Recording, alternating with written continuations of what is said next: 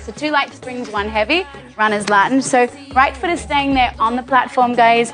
Back tiptoes curling, either option A, hardest on the edge of carriage, option B, stepping further back, less challenge, stepping further back again, less challenge. So the Evo and all the new carriages have this great component where you can actually not change the spring to change the intensity, you'll change your positioning.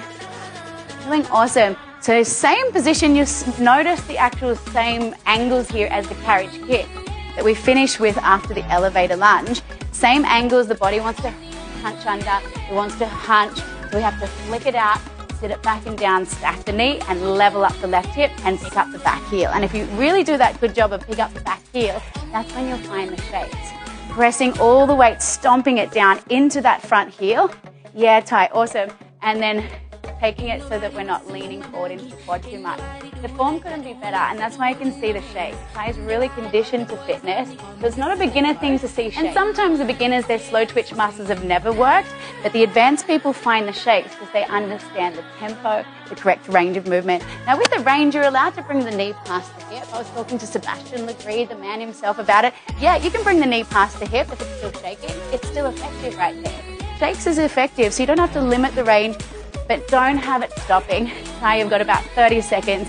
Now when you're pushing, guys, you're pushing from your powerhouse. So when you push, big exhalation to push the heavy carriage back.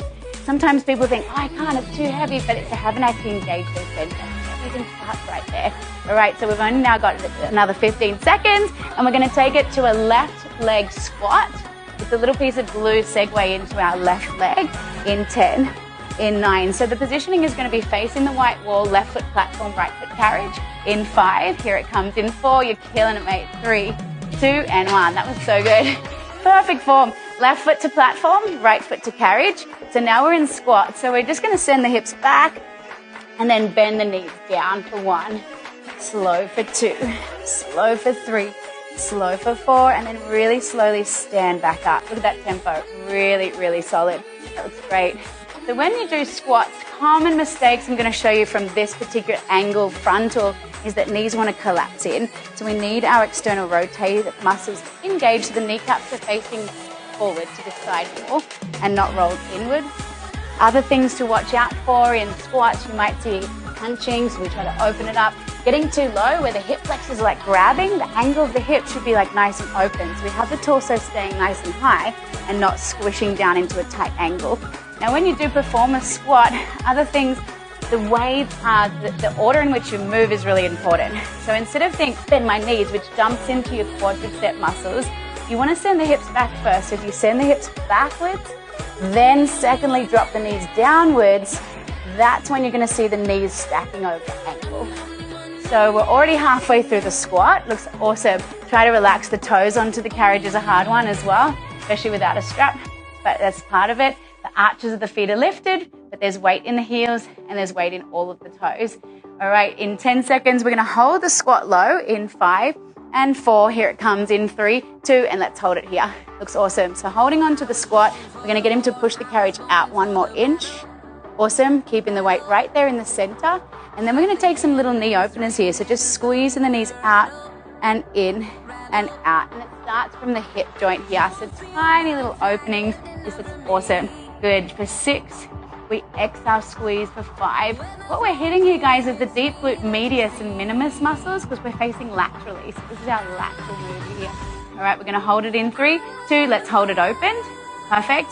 All right, from here back into full range. Trying to be slowly, ridiculously slowly. Yes, tight, nice. Coming up, and I can see he's really engaging in his center. Look at those shakes again, guys. So we're here for the next 30 seconds.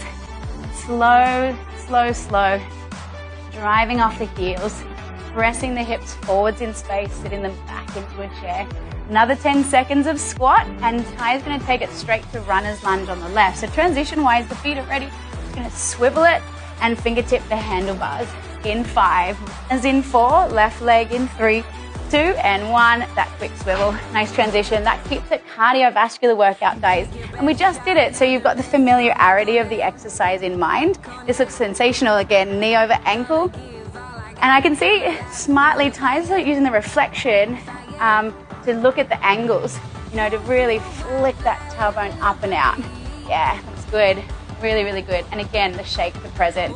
So the primary leg is the stable leg that's stationary on the platform. Even though the other leg is working, nice adjustment, you just lifted the heel up. The more that you can lift the heel up, the more that you're going to see that shake. I love it.